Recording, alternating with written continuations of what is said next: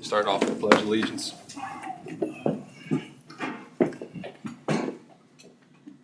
I pledge allegiance to the flag of the United States of America and to the republic for which it stands, one nation under God, indivisible, with liberty and justice for all.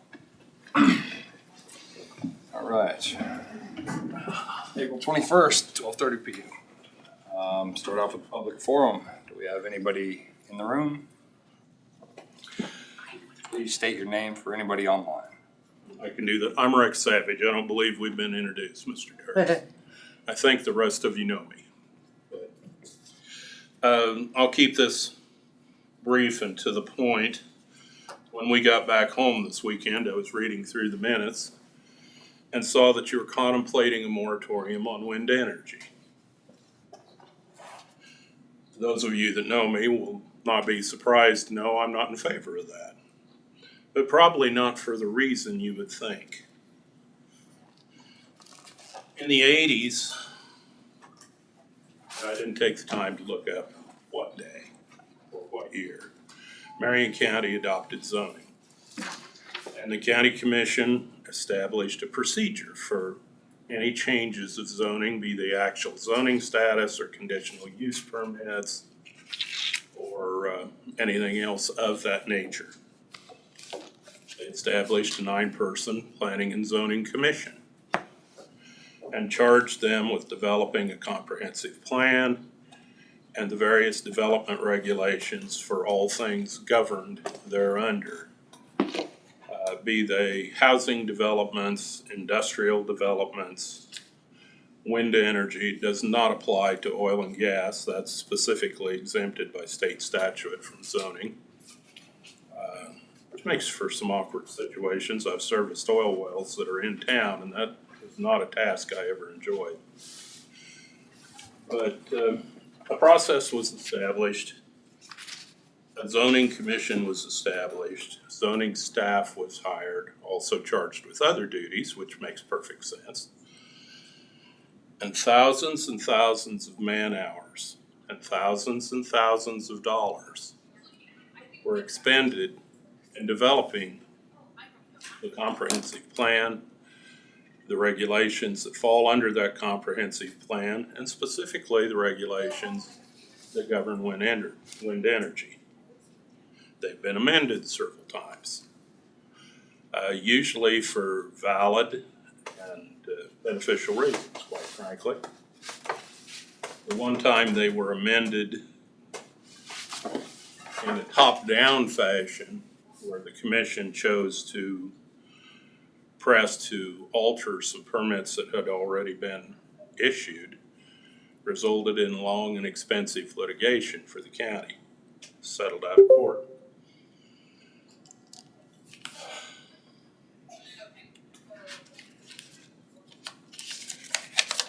My objection to the idea of a moratorium is exemplified in that top-down driven change before.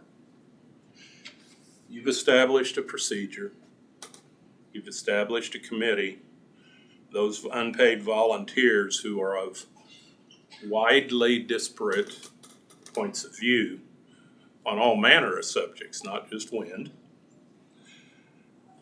have contributed their time and their talents and their days and their nights to working that process. And you're showing a lack of faith in their ability to properly come to a conclusion. Furthermore, since you as a county commission are charged ultimately with making that decision, even after the Planning and Zoning Commission states their recommendation to you, it strikes me that you're showing a lack of faith in yourselves to properly adjudicate that decision once it has been through all the proper due process hearings. My third objection to it is you're cutting off the ability of those both pro and con on any issue, whether it's wind, whether it's a dairy, whether it's a slaughter plant, whatever it is. to have a public hearing and be heard. I served 4 terms on the local school board, 13 years of which as the president. One of the battle-scarred pieces of wisdom I attained from that was, if you will let people speak, whether it's what you want to hear or not what you want to hear, when they go away, they will be much more satisfied, even if they don't like the outcome, because they got to say their piece.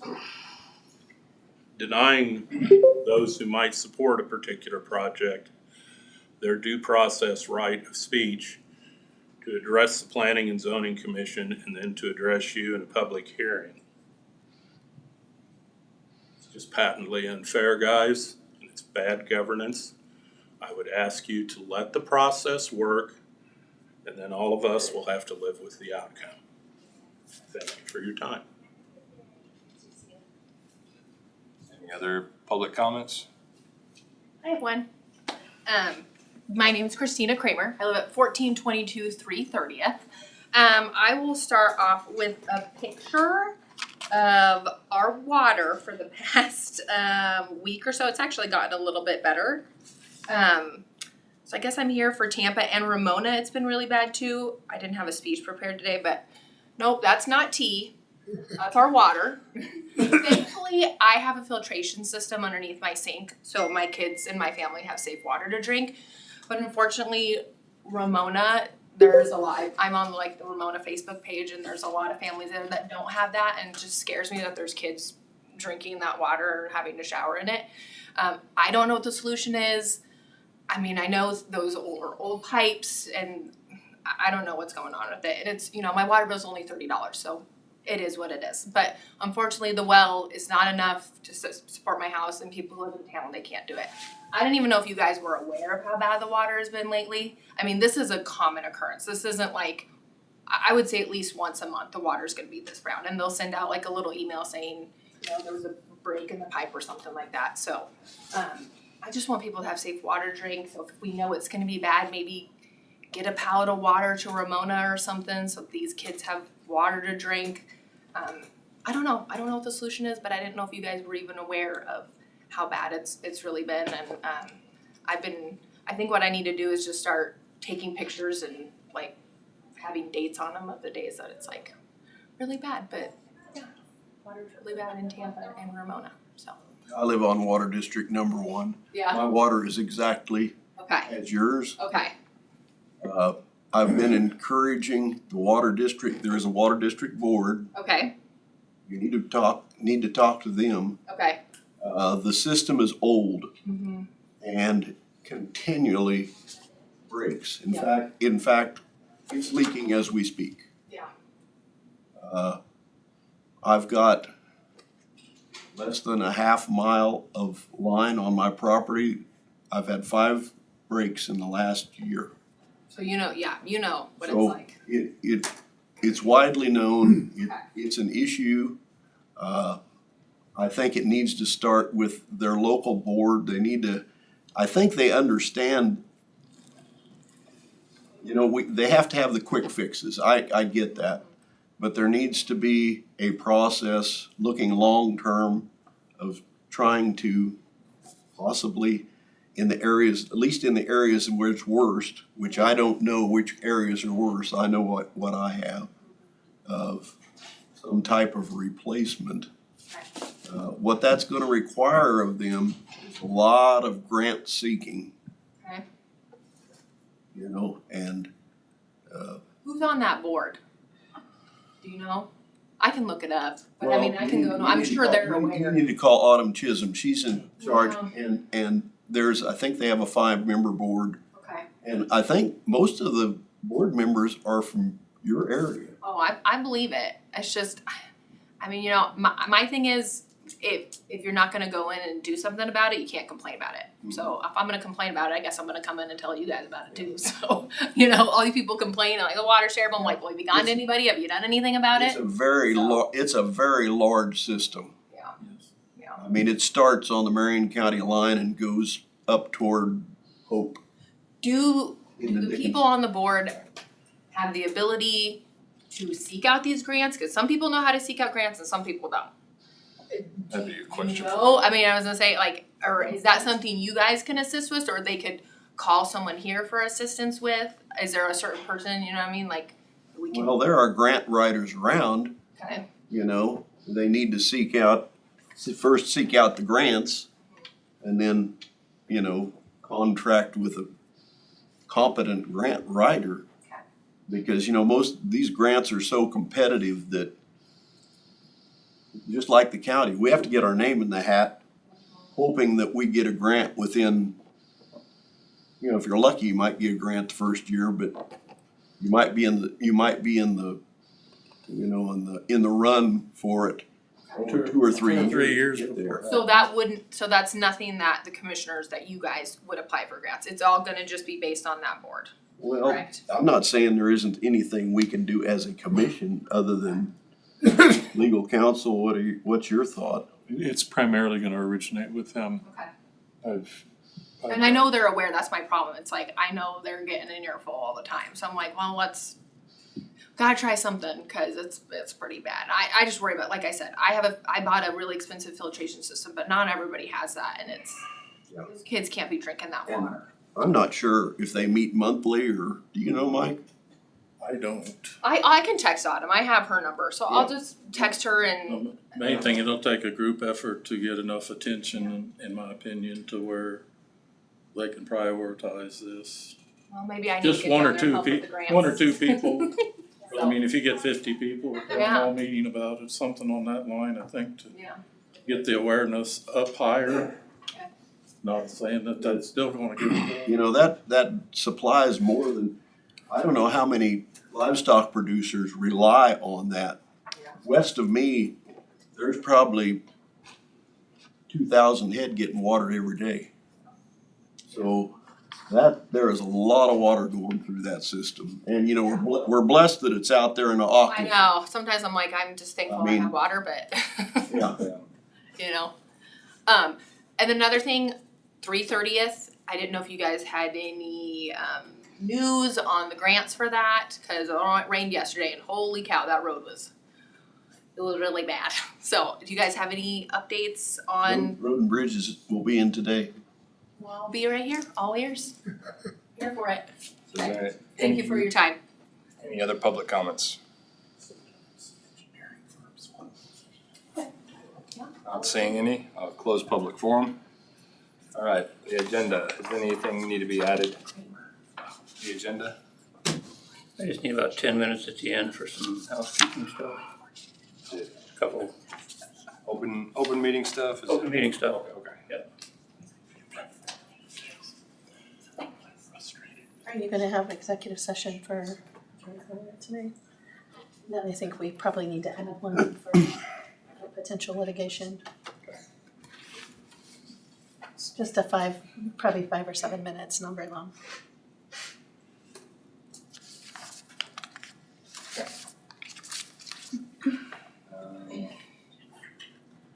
Is that everything? Move forward, the agenda is approved. Administrative business. Okay, we have the minutes of April 14. Got a chance to review the minutes, any questions or corrections? Motion to approve? I move that we approve the minutes of the 14th. Second. In a second. All those in favor? Aye. Aye. 5-0.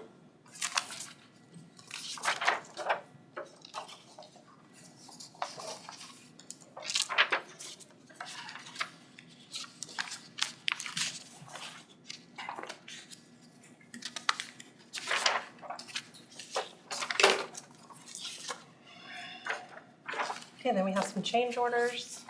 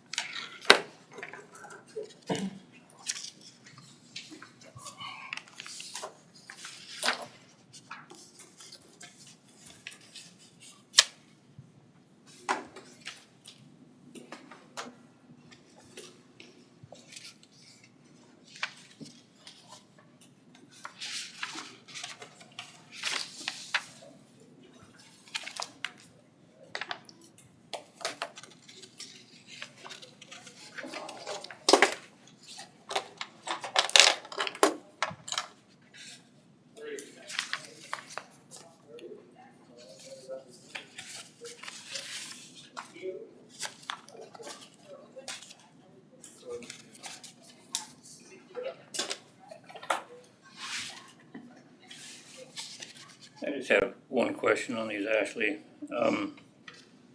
These are all an exemption order received, granting an exemption in various states. Who's that exemption order from? And what exactly is that? It comes from the appraiser's office.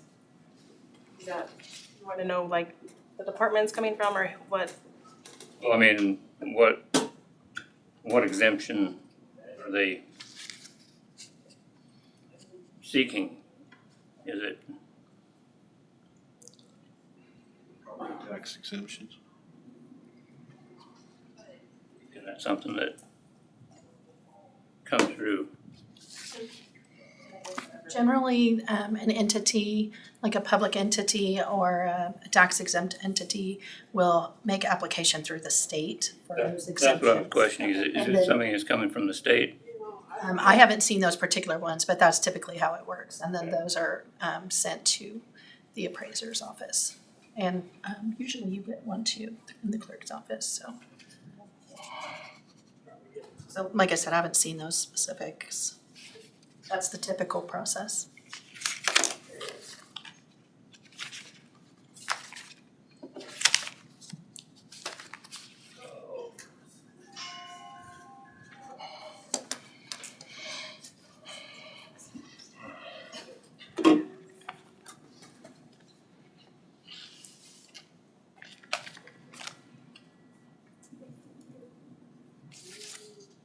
We have early checks in the amount of $152,645.21.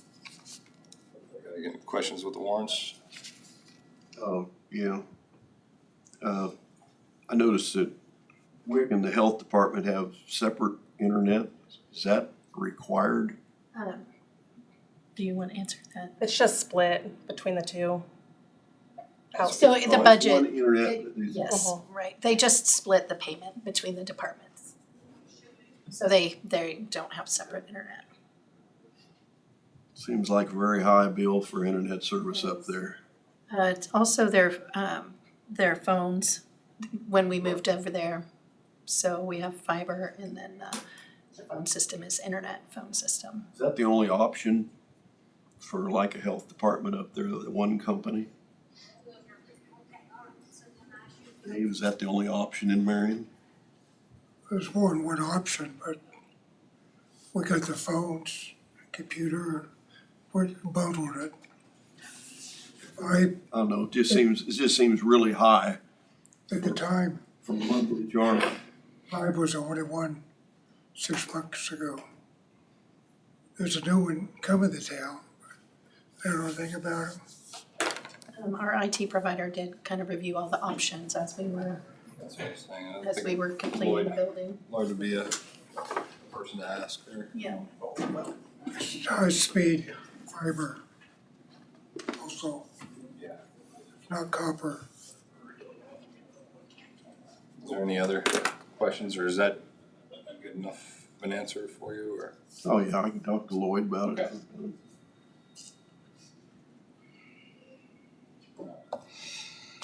I'll make a motion to approve early checks in the amount of $152,645.21. I'll second that. Motion in a second. All those in favor? Aye. Aye. Aye. 4-0.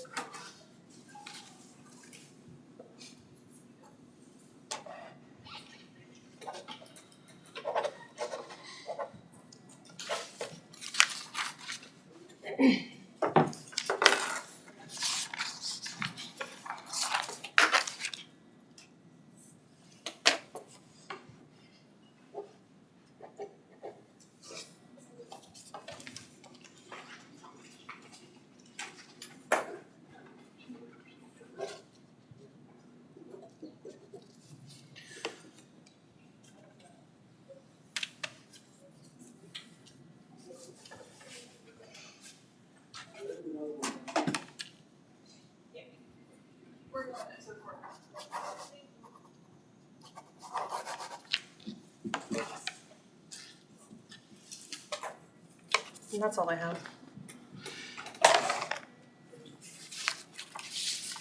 Okay, you had my report in the packet. Do you have any questions? Is anybody going to the meeting at the end of the month? Yeah, Kansas County Commissioner Association. That's this week, starting tomorrow, and Clark is going, yes. Okay, good. He's, At least one, just wanna make sure somebody was going. Clark is registered and ready to go. Okay, I did want to just quickly report about the tax sale, which we just held.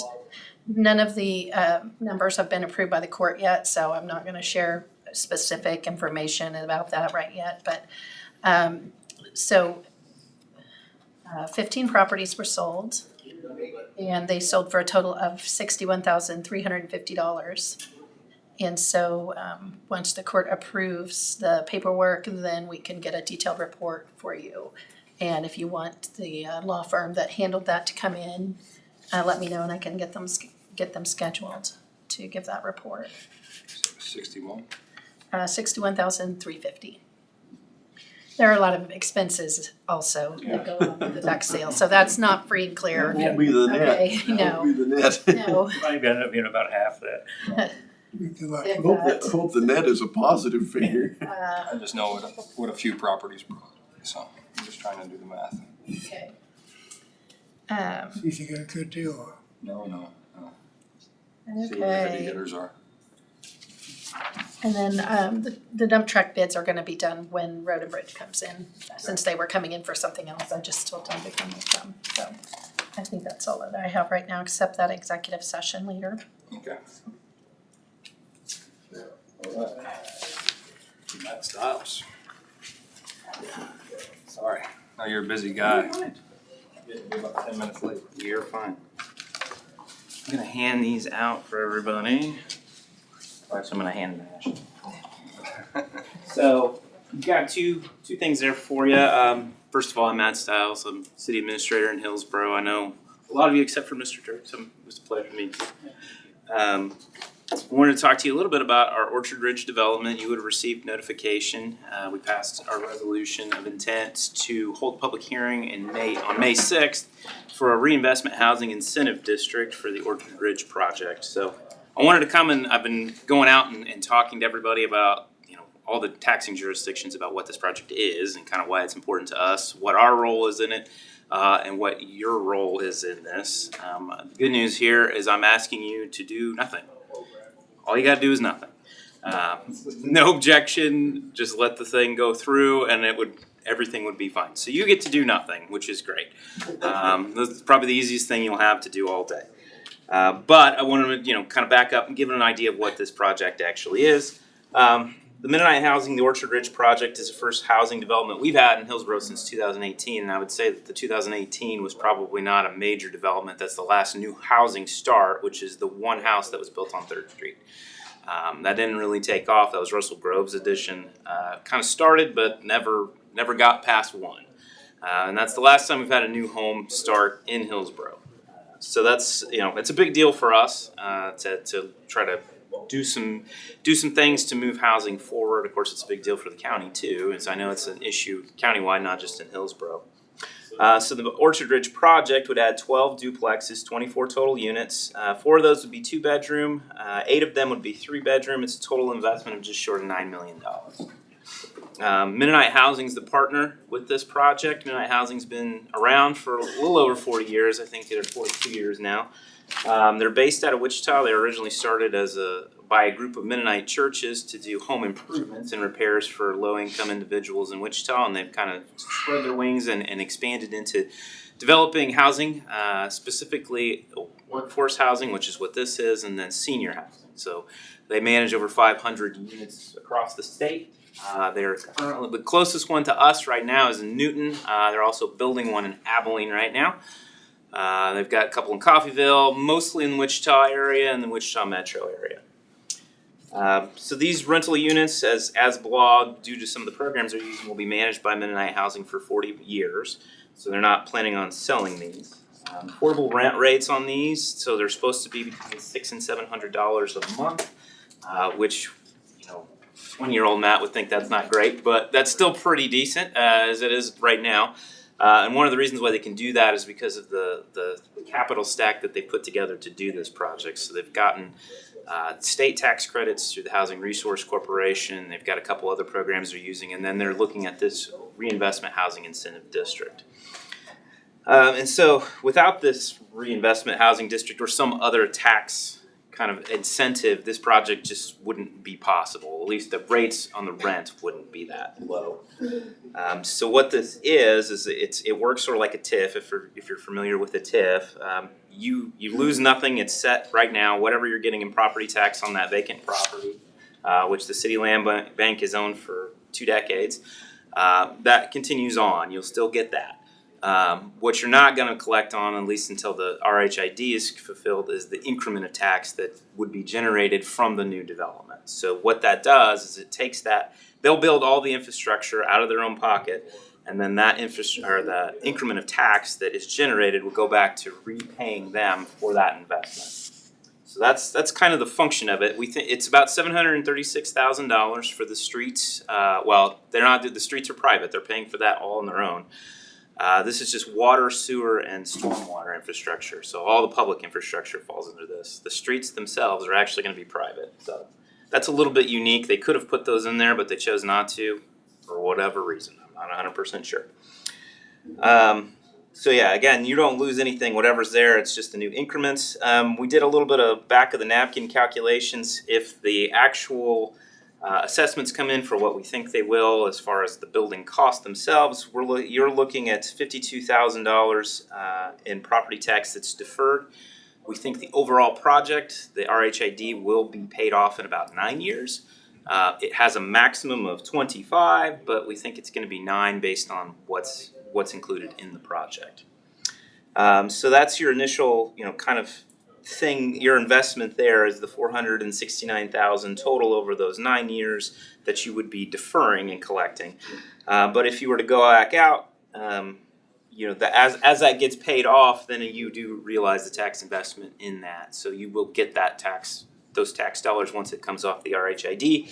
And just looking at, we extended that out and said, all right, well, if the evaluation goes up 1% over the rest of the value, or rest of the time the Mennonite Housing is legally required to hold these for 40 years, you'll make about almost $2 million in property tax on that development as that goes out. So some of the additional community investments with this, there's 3 people that we know of that have come in and talked to us and said, hey, we're interested in moving into this.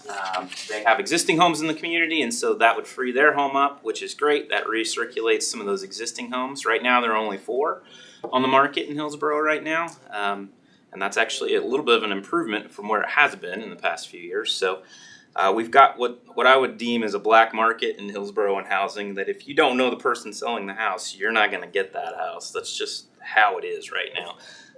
And some of the ones that are up for sale, they're either $300,000 or something that you probably wouldn't want to live in, or it's going to need a lot of work. So this addresses some of that. One of the reasons why we even got into this partnership is we found that there was a shortage of housing, which was kind of a no-duh kind of thing, but we did a housing needs assessment back in 2021, and the survey of employers in town, we found that over 300 people were interested in moving to town, but they couldn't find housing. Now, what that means is there's just not enough, and then there's nothing. Then you start getting into conversations about what's affordable for somebody who works. It's countywide. Yeah, it's countywide. It's not a Hillsborough. This is a rural America problem, not a Hillsborough problem. We're just here to try to do something about it and put this project into place in order to address at least part of that need. So when we talked to Mennonite Housing with other similarly situated projects, they told us that the occupancy on their 3-bedroom units is about 5 to 6 people. And their occupancy on 2-bedroom units is 3 to 4 individuals. So what that tells us is that there's likelihood that we're going to have more young children in town, which, when you're not the school district, but if you were the school district, that would be a huge deal for you, because we estimate that's adding an additional potentially 50 students, and at $9,500 a year in state aid, that starts to add up pretty quick for a school district. So not to mention kind of how that plans out and games out over the course of the project. So also a good part of this is the way it's situated, where this project is at by Dollar General. Just to kind of give you a frame of reference, it's over by Dollar General to the west and kind of wraps around. It's an L shape. There's enough property in there to do a second phase, and they've not committed to it. They want to see how it goes, but it would be another 24 units that we planned for in the initial development of the infrastructure. So if everything goes well, and they get those filled up, and they're having a pretty good time with it, and it's doing really well, they've talked about going in and doing a second phase. So potentially another 24 units, and we could be standing here having the same conversation a couple years from now, if everything goes well. So what's the city done with this? We've been working on this project with Midnight Housing since 2023, so about 2 years now. We're providing the land at no cost. We sell that land typically at $10,000 an acre, so it's about $110,000 invested in the property piece. We've waived approximately $58,000 in development and utility fees, so we've got skin in this game too. Of course, we're also waiving our portion of the property tax, so there's that part of the equation as well. The reason why we're doing this is obviously this is a huge issue for us. It's a strategic priority. Housing, childcare, and workforce development are our three priorities. We're just about finished with the childcare center. We did the walkthrough. It'll be open in June, we think. So now we're working on the housing part, and this helps with the workforce part too. So these are kind of our things. Like I say, you received a copy of our resolution. We have our public hearing set for May 6th. And what I'm asking you to do is nothing. There's a 30-day objection period in there. Any of the taxing entities that would be affected by this have the opportunity to come in and object to this and effectively put a stop to the RHID. I can tell you that if you did that, it would stop the project where it's at until they can figure out what else they could try to do. I think there's probably going to be some sort of tax incentive that they would need to continue forward. But we're just asking you to please take that into consideration before you make any objections to this. And I think it's a win for the county, it's a win for the city, a win for the school district. It's really a win for everybody. And it puts to use some property that's been vacant for several years. So that's my pitch. I'm happy to answer any questions you might have. You've got also a copy of the handout that Mennonite Housing gave us to hand out to people. You'll see on there's a rate. It's broken down by percentages. That's just how they use the slider on their rents. So you can make up to 80% of the median average within the county. Based on the number of household people, you get that amount, and that you fall into that category, and your rent is based on that amount. So it's not a low income project. It's just your rent will be based on kind of where you fall in that spectrum. Where would the main street to get to this project be from? It comes off of Orchard Drive. So there's a curve right there by Dollar General and then CarQuest, and it'll come right off of there. There's actually a curb cut there now. It'll join up and then go into it's a Not a circle. separate road that comes off the highway west of there or anything? No, it comes off of Orchard Drive. It's on top of the hill. Yeah. Dollar General. Yep. No, it's on Dollar General. It'd be right South, to the south of Dollar General. Phase two would Between Outside. Dollar General and CarQuest. Yeah. That area. Basically facing east and west. Yeah, east and west. The closest units on the east side are up against it would be the CarQuest property. They're probably sitting back about 75 feet off of that. So I've had a lot of conversations with CarQuest. They have a lot of drainage issues right now, but this actually will, I think, improve their drainage pretty significantly because they built it to handle phase two, and so frankly, it's a little overbuilt for what it is right now. So we're anticipating it actually improving it for them. It's not good right now, but with nothing there, it's kind of hard to make any adjustments. So if they expanded this, which direction would it go from this one? So if they were to do it again, or the second phase, it would go kind of north-south right here and pick up on this side. Because the city owns all this property right here in the land bank, so it would effectively kind of be north-south, but sort of in the same similar kind of layout.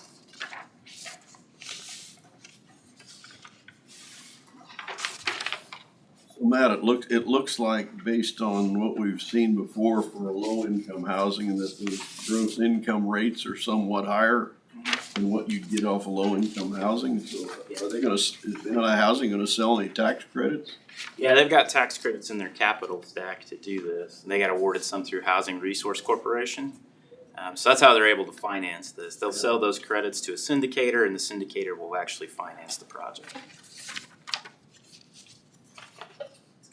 question yet. Pieces in the puzzle to make it work. A lot of pieces to make this thing work. Like I say, we've been working on it for 2 years. The city's pretty intent on making it happen. We really need the housing, and we're excited about it. It's potential to kind of reassess the landscape for us and hopefully get some more workforce in there. That's really what it's designed to do. So again, all you have to do is nothing. Easiest decision you'll have all day, I'm sure. But I wanted to make you aware of it. Do you have any more questions about any of it? Thanks for bringing it in. If I have questions, Yeah, please do. Anything from you, Mr. Commissioner? Mr. Chair? Nothing. Okay. Thank you, appreciate it. Thanks, Matt. back to work. Yeah. Alright. Closer back on schedule. Jim. Afternoon. I think you have a copy of the proclamation that I've presented. This is an opportunity for me to come in and talk to you guys about this. My folks are behind the doors. Nobody ever sees them. Generally, if you're seeing them, it's not a good day for you. So anyhow, this is a way for me to kind of recognize my folks a little bit. So, do you want me to read the proclamation, or you See them for good reasons. Yeah. Yeah. Would you like me to read it? Yeah. Okay. Whereas National Corrections Officer Week is first proclaimed on May 5th, 1984 by President Ronald Reagan, when he signed Proclamation 5187 to recognize the men and women who work in jails, prison, and community corrections across the country.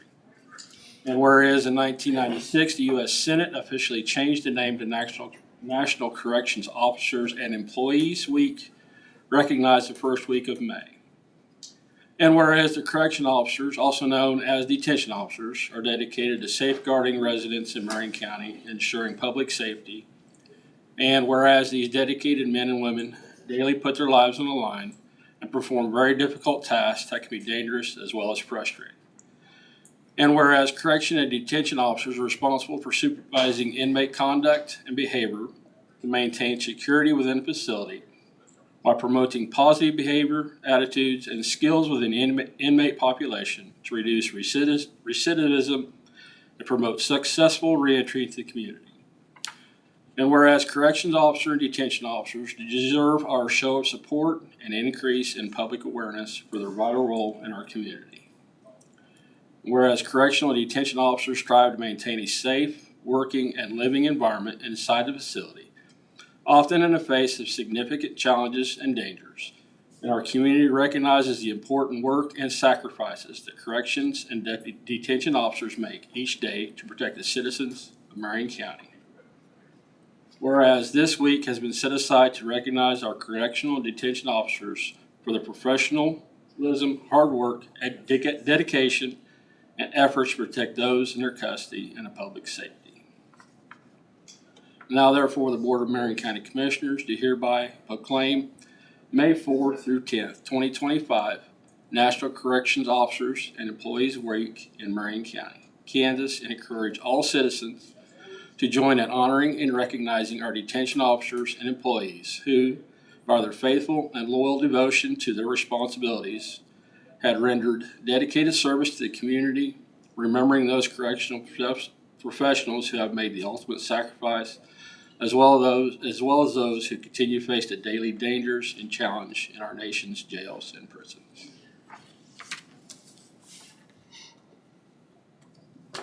Make a motion to approve the proclamation. Second. Or do I need to make, Second? Yeah. Any other discussion? All those in favor? aye. Appreciate it. Also, part of this on May 8th in the evening, probably 6:30, I'm gonna have a meal, provide a meal for my folks, have it that evening, and all are welcome to attend.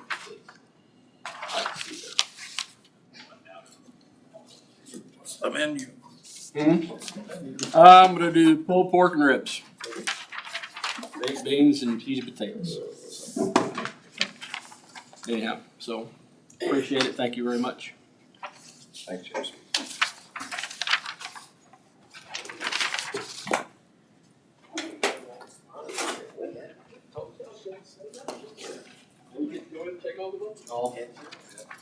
Jim put us back on schedule.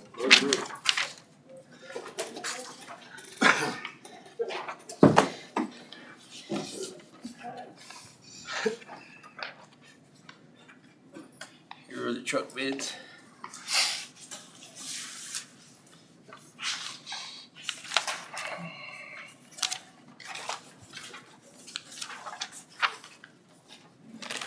You wanna read them, Johnny? No.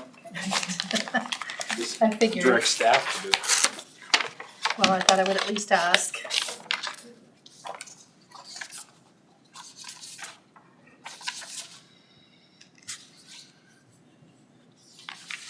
Does that say where it's, where did these come from? Where did this one come from? That's from Williams Service. Thank you.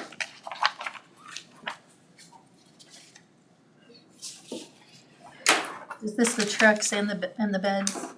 No, it's just a truck. Okay, and the beds are, Right here. okay, gotcha. Thank you. We're gonna put the horse before the cart. Okay, sounds good. Okay, so the first bid is from Williams Service, and this is a 2026 HV 615 SBA, and that is basically the dump truck with the front plow and spreader, correct? It will be capable of it. Oh, it won't have the equipment. We'd have to buy it These guys- separate. You should just read them, Tom. You've never seen them before. It's the cabin chassis. Yes, Is the chassis? Yeah. yep. Okay. Okay, let's see.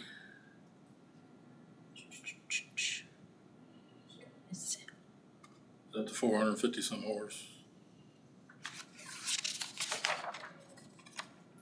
Next time we'll have them bring them to me and we can make up a summary so that I won't have to look through this in the meeting.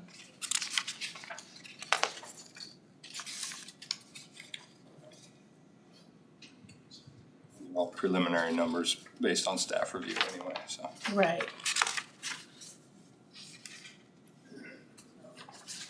Tom, do you know the answer to that? Cause I don't see it right off with all these numbers. Dollars? No, the horsepower, Oh, was it 450? Well- That's what Mike was asking. yeah, I know it is. It Okay. should be. So, Probably on the front page. okay, and so the total list price is $256,061. And 256 what? 61. then also there is a additional amount for tariffs. And is this a rush? Are you asking for a rush order? They're charging 1,050 rush PAC? I don't know what that think is. so. So that would be an additional $4,950 on that. Is it 256 right there? That's what it says, 256,061. That was a list, right? Double check it. And what is that an international? This one is, yes. Okay. Net sales price 128, 9 something. Oh, there's another page. Okay. Oops. It's hard to see the totals on this. So customer allowance took off 135,181. So yeah, it's 128,930. 930.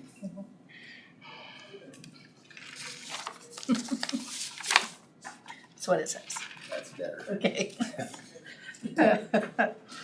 Oh goodness, the next one is from Master Tech, And this is a 2026 Kenworth T880S. And what are the difference between these two, Tom? I believe one is to our specs and one they've got on the lot. Okay, why don't you tell us what that Here's is? the one for what we spec'd out. And this is the one that, he must have priced one that they have on the lot that if we would consider, I don't know, I didn't talk to him. Okay, so the one that was spec'd is Kenworth and it's $168,268. Added tariffs applied at $24,232, so the total is $193,000 even. And then there's a 2025 Kenworth, so different year. This is the one that is on the lot, and the price is $173,643. And no tariffs applied. And of course, that does not include the bed or any equipment. Trucks have that many Ford parts on them? Do you think the tariff applies already? It just started Monday. What did Stan say on it? International. He said that he had an amount put in there at $4,950, To cover tariffs and stuff. which is a lot different than the And other. he's also talking an October build date too on that one. And then these others, obviously the one that's on the lot is already built. Right. Do we know the time frame of the 2026? No. Is Williams' truck on the lot? No, It's orders, right? No. It'd have to be built. it would have to be built. Yeah. So what is The the, one from Williams would be, it says October 25 build date. They had one already built. so the one that's already on the lot, Tom, what's the difference with the It specs? had an automatic and it was a little less horsepower and a few other odds and ends, what I glanced over. Right, 1 year. Was our goal to put this little bit horse powered one under the pump too, to have more power, Yes. a bigger one? Be part of the Yeah, consideration. it's going to be put in front of the pump trailer. The other one is kind of lacking. Okay, and Ashley's gonna need those bids too. So she can get that all in the minutes. Okay, and then we have the bids for the dump body from Midwest Truck Equipment Incorporated. It's $100,319. And that's according to the spec that was generated. And then the other one is Master Tech Truck and Equipment. It is $95,317.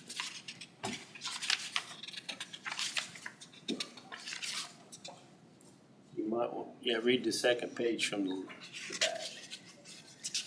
That one you got in your hand, I think.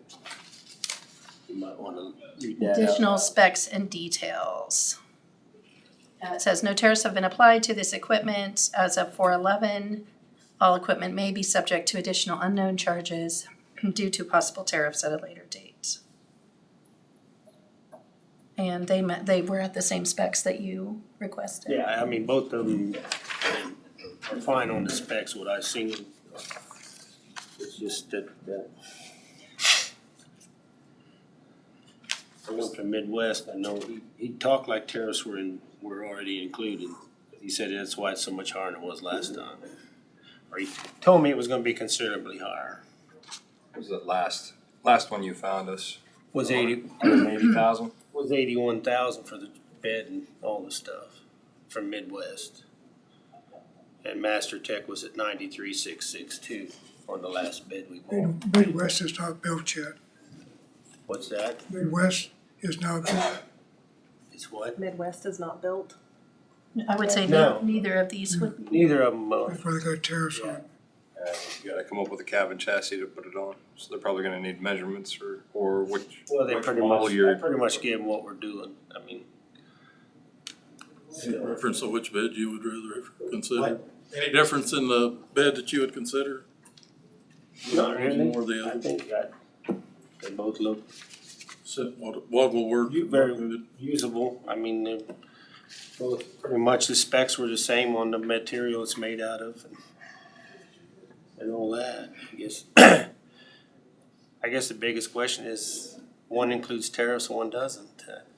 Well, and it doesn't actually specifically say that in this Midwest Truck Equipment Right. bid. It does not Doesn't say he's gonna raise it. specifically say that it's included or not. He doesn't state that it's could go up. What I read.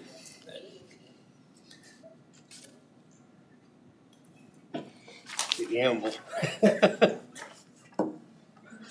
In today's world.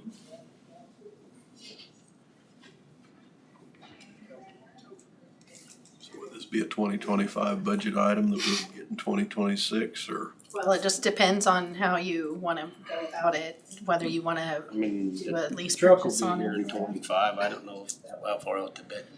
Yeah, It'd be it would- close.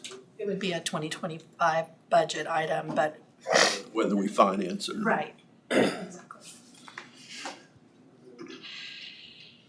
You can put a summary together if you would want that for next time, if you're not ready to decide. I'd like to see it on blank paper. Summary, we're talking about, what was the last one you got? Was it a used truck or was it new? The last one we bought was new. It was new? It was I think it was 180 all in, right? Or maybe Around that. 190. I know it was under It's close, yeah. The last one was, So 190, we're still talking about a $34,000 increase.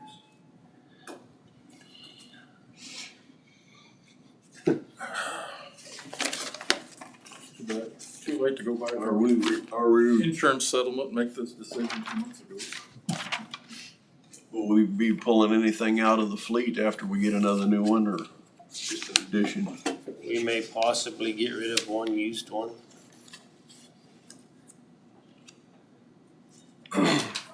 Yeah, I'd like to see a spreadsheet and then make sure it's apples for apples. Then presented with some finance opportunities and what those interest rates look like. We'd have to bid the lease purchase. To get the interest rates, and usually that takes a little bit of time. Well, we should have 214 left after the truck and belly dump trailer. Won't tariffs be That's not including flexible? I mean, 58,000 from the total. price that, So, hey, There's no way to know what part comes from where. yeah, Okay. everything will be plus, you know. A few years ago, it was plus fuel and shipping, so there's always a plus. You said there was like 214 on about. what's that? You thought there was 214 left in, That's what I figured. 214 left, and if we added the 58,000 from the total truck, I got 272.5 if my numbers are right. So you're within budget. So, It's just whether or not you wanna purchase anything else this year, or, you know. If we wait, it gets worse usually. So, I'd still like to see the spreadsheet, make sure apples are apples, but I mean, for a week, okay. bring it back up next week, make sure everything's horsepower, Bids. you know, everything's good. Bid's good for 30 days, I suppose. I didn't ask. I just That's don't want typical. something like, I'm more concerned about the bed bid myself. I don't know how we're gonna, where one's no tariffs yet included, that would be my biggest fear. What could that possibly be? well, if, apparent low bid on both objects, put together is Without 224, tariffs. 224,000. Yeah, I think so. Where did I have that? So you're about 10,000 off with your budget without your total truck. Right. So should be in the clear. Yeah. I took the Williams service truck and the Midwest bed thinking, well, it's like 229. Yeah, the Two. Williams and then Master Tech is what numbers I ran with. Right. I just used 224. The other one was 100,000. It was easier to figure. Yeah.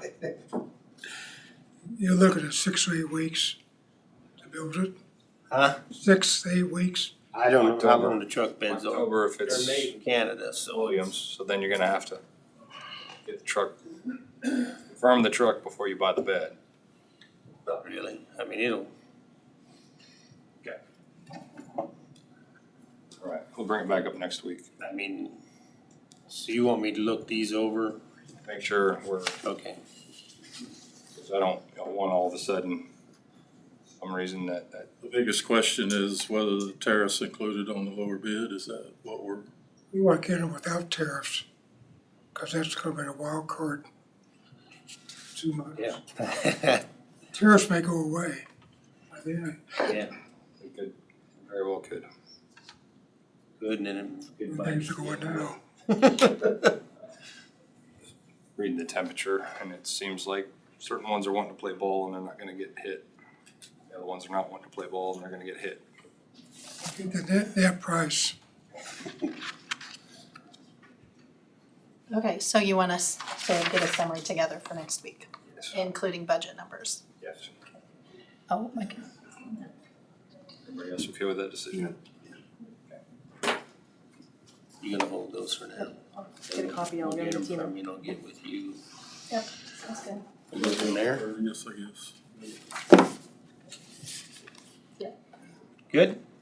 Yeah, it'll be on the 30th because we do not have a meeting next Monday. Oh, that's correct, sorry. But, yeah. So the next available opportunity. We'll make it Got 10 days instead of 7. I mean, unless you have a feel for what you wanna do, if you wanna buy something and then set a limitation on it or. Okay. I'd say as long as, I mean, yeah, let's make sure ducks are in a row. Surely the bids, I don't know. They should tell you how We'll long, find out something they sooner. should tell you how long the bids are good for. That's one The thing way we things can, are going nowadays, I don't, we'll confirm it when we work on those that would be specifics. good. We can find out how long the bid's for. Okay, Okay. sounds good. Thanks, Tom. Yep. All right. Moves us into, Brad. John coming? We have, Oh, yeah, John. John's out there. Yeah, sorry, John. About to skip over you. How are y'all? Good. I'd like to introduce you to Brady Hedstrom. He's a project engineer with BG Consultants, and he's offered to help me on these bridge grants. So both grants are open now, the local bridge improvement program and the off-system bridge. Steve picked out bridge number 198 for the local bridge improvement program. It's not in good shape, plus it's on a set of curves, you can't see going around it, and What's the location? it's been hit for. Location on 198. Where's Crossroad and what road is it on? It's Pawnee between 120th and 130th. Between 120th and 130th? Yeah.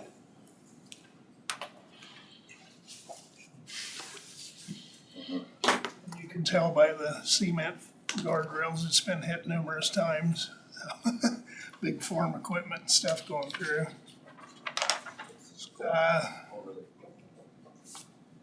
Catlin Creek? Okay, I know that one. Brady actually went and looked at this one and kind of did a rough estimate on cost, which it's a good one. It's probably $1 million to $1.5 million. 1.5. And the county's 10%. Yeah, so the KLVIP program has a local match required that's based on your county population density. So for Marion County, it'd be 10%.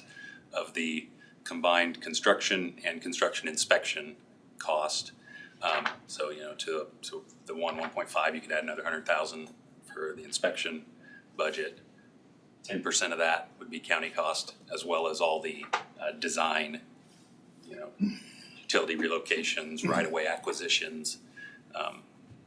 County would be looking at 120 to 180,000. On the construction, and then you'd be adding 75 plus for the design and right-of-way and whatnot. I had shot Steve and John a range of 2 to 250 in total project cost for the county. And that's what type of a bridge is it? Currently, it's 3 spanned concrete, cast in place concrete beams. The substructure piers are down in the channel. I understand they catch a lot of drift and are a big maintenance issue for the county as well. What ton rating is that? Or was it? Load rating on it? Yeah. It is posted. 14 tons, I think. Okay. Pretty sure it's 14.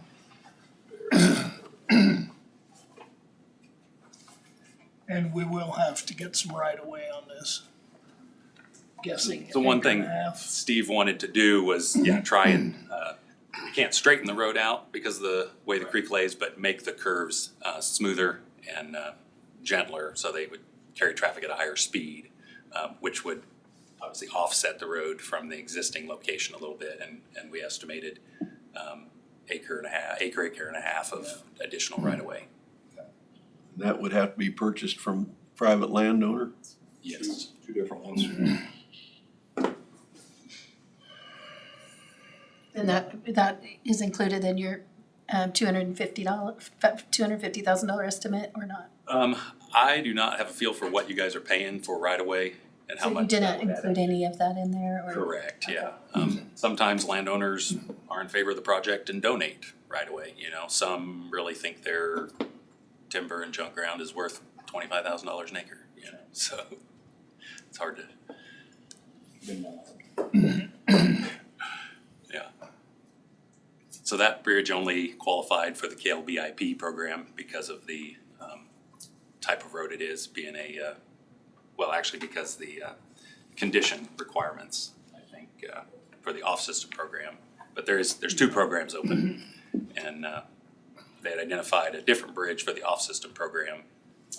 You can put applications in for both, but you're only gonna get awarded on one of them. But you can indicate if your one bridge is a higher priority for the county than another. Preference Yeah. based on priority or need. Yeah. And neither are a sure bet. The state gets around 200 applications for these 2 programs each year and awards 35, 40 projects. Well, yeah, a lot of money, so big. Yeah. Yeah, there's about 20 million, I believe, per. And you're talking one bridge between 1.5. I mean. Yeah, they typically run, if you're doing a little, 30, 40 foot single span bridge, might be a $500,000 project up to some are $2, $3 million, so.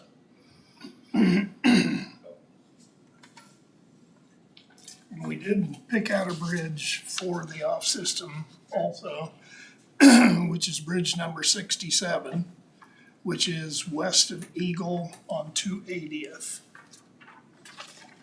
And the way Steve had me pick these out, Bridge 198 has the highest average daily traffic in the county, which it shows 60 vehicles going across it daily.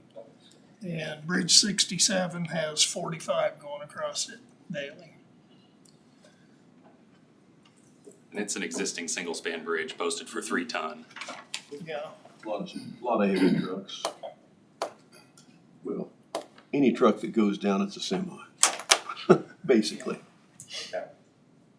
What's the specifics on it? So the bridge, yeah, it's a single span, it's about 30 foot, posted for 3 ton. It's poor condition across the board, so that's what made it eligible for the off-system program. There's a little more stringent requirements to be eligible for that program, and it's 100% state funding for the construction and construction inspection. but is let by KDOT. But similarly, the design, right-of-way acquisition, utilities, that stuff is owner's responsibility. County share of the actual bridge, or is it 100% across the board? Of the construction and construction inspection cost is 100% state funded, so there's zero. Okay. So we would have to pay for the design, for the Design. plans and everything. Do we need a right of way on that one? Typically on these projects, we haven't obviously looked into what existing right-of-way is out there or anything, but typically, even a bridge replacement in the same place, we end up needing a little bit of right-of-way, just with the current standards on guardrail and roadside safety grading. New bridges are usually a little wider, flatter side slopes for safety, guardrail installations, those kind of things. But not near as much, it's usually like 1/10 of an acre. And which of these programs is eligible for the $50,000 offset if we close a bridge? That's the KLBIP. So that is, a minimum of 50,000. They have a formula for linear foot of deficient or poor condition bridges you close. So I suppose they would let you close however many you wanted, but that can go toward offsetting your 10% required match on that program. And Steve did pick out a bridge that last year when we did the 310th and Mustang, but we applied for 2 bridges and only got 310th and Mustang. If he would have got the other bridge, he wanted to shut down Bridge 48, which is north of 310th on Wagon Wheel. So that's an option to close 3/10 and what? Wagon Wheel. Okay. And obviously you'd have to go through the hearing process before you can close.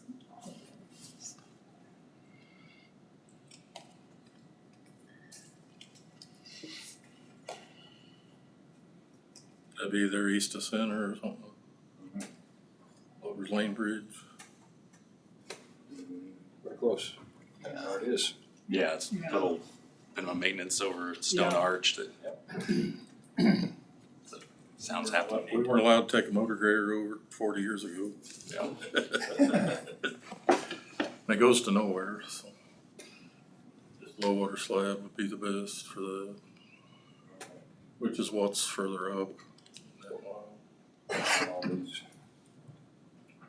Say you were awarded all of them, our county impact to the budget would be estimated at. Well, like I said, you'd only stand to be awarded one of them. Okay. And honestly, I've never seen a county get bridges 2 years back to back either, so it'd be, and it's usually a 18 to 24 month project duration, you know, from getting awarded, get it designed, let, and go to construction, and so, all the cost would probably be split between, later 25 here and into 26 as far as the design and right-of-way acquisition and stuff, and then construction cost. The KLBIP program is a reimbursement, so you guys would let it contract with contractor, pay their pay apps, and then get reimbursed by KDOT. So sometimes that's a consideration that, you know, you might have to float payments of several $100,000s until you get reimbursed by KDOT.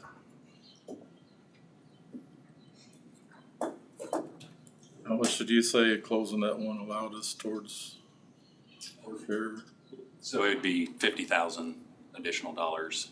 if we closed that one? Or? Yeah, if you closed another, If you can that was close in poor condition. it, if you can close it. Yeah, that has to go through the process. I think there's continuous ownership on both sides of the road in that whole area now, I believe. I've seen that work by closing the road, like you say, vacating it, so it's not your right of way anymore, or by taking the bridge out, get rid of the poor condition bridge, whether you put in pipes, another bridge at, you know, with county funds. I've seen that done before. Somebody said, we were planning on replacing that structure anyway with county funds. Let's get a few extra dollars for getting the poor one off the system. So we need a motion to move forward with the Would you grants. recommend trying to apply for both programs at the same time? I probably would. You never know how each is going to rank or rate amongst all the applications. And like I said, if you were made the cut, you know, above the line or whatever in both programs, KDOT would call the county and say, which one would you rather have? And you don't have that indicated on the application, but there's a chance that even if the 198 was your top, you know, one you wanted done the most, there's a chance it could fall below the cutoff, but the other one on the off-system program could fall above it, and you could still get a bridge replaced for. So I guess both of these bridges, are you familiar with them, and are they both bridges that you would be in support of trying to have replaced? The one on Pawnee for sure.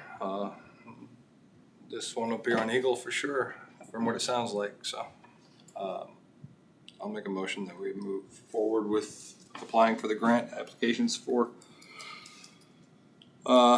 candidates 198 and 67.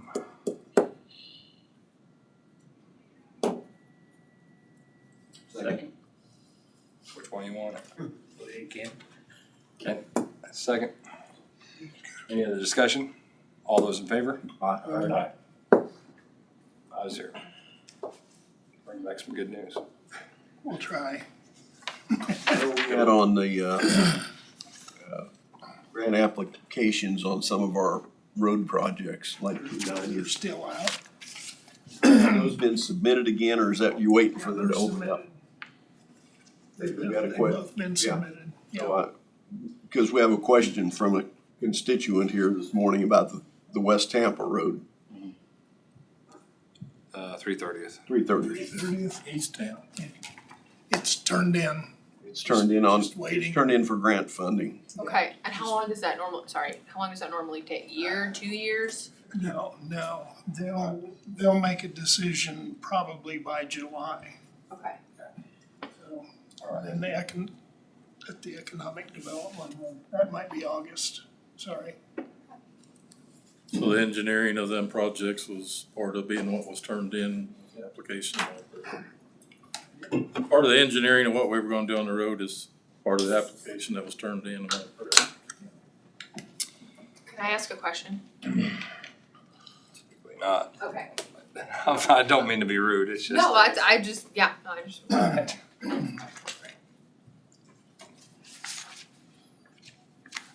Alrighty.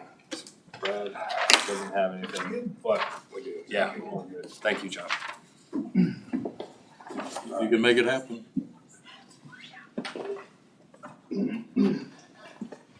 Alright, I move that we recess into executive session in order to discuss potential litigation pursuant to KSA 75-4319B for item number 2, consultation with our attorney in matters deemed privilege under attorney-client privilege. With the board, Brad, Tina, for 10 minutes till 1:55, with open session to resume back in commission chambers following the closed session. Second by Ken. All those in favor? Aye. 5-0.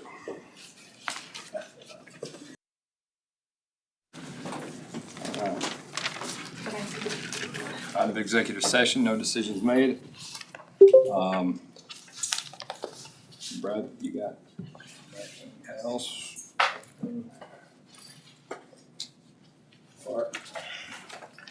Okay, first I wanna read, at last week's meeting, we had a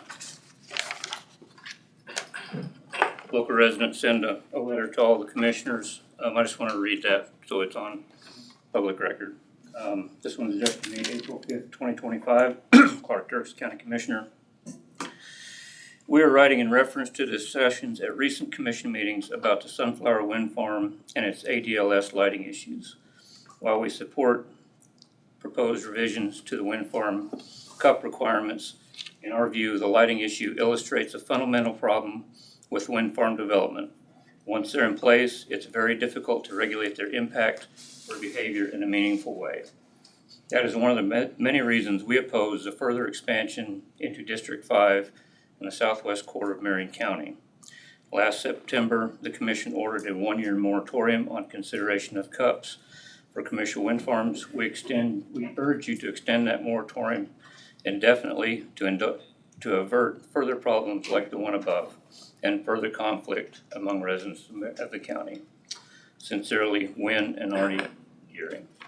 So I just wanted to have that on record. Is there a way Ashley could get a copy of that for the minutes? Yes. The next issue, back March 10th, we approved the open burning resolution for the county. During that discussion, we had talked about a one-page kind of summary of those regulations. Brad provided that on March 10th.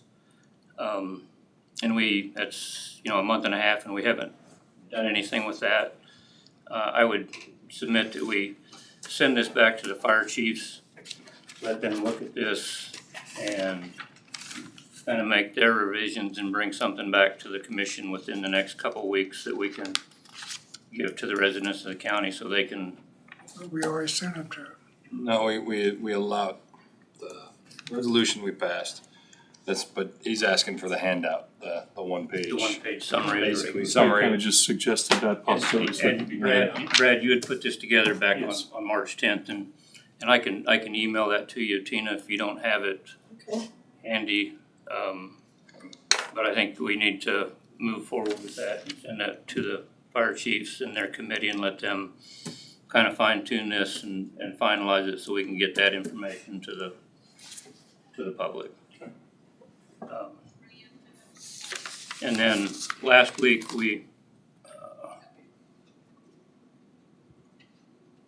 signed or passed a resolution requiring the bond for township treasurers and township officers.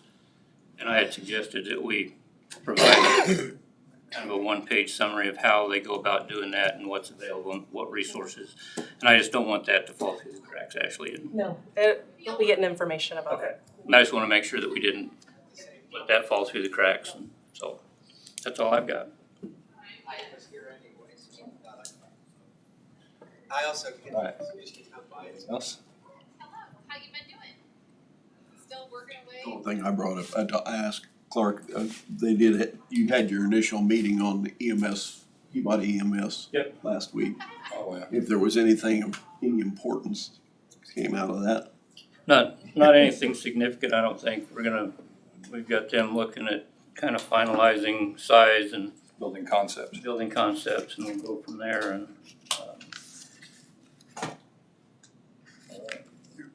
Which way you want to face it? there's plenty of room out there. You can face it any way you want to. Get hung up on colors. Let alone me. We found out we need a garden spot. Oh, yeah? No. All right. With that, hear anything else, I'm gonna make a motion to adjourn. Second. All those in favor? Aye. Aye. 5-0.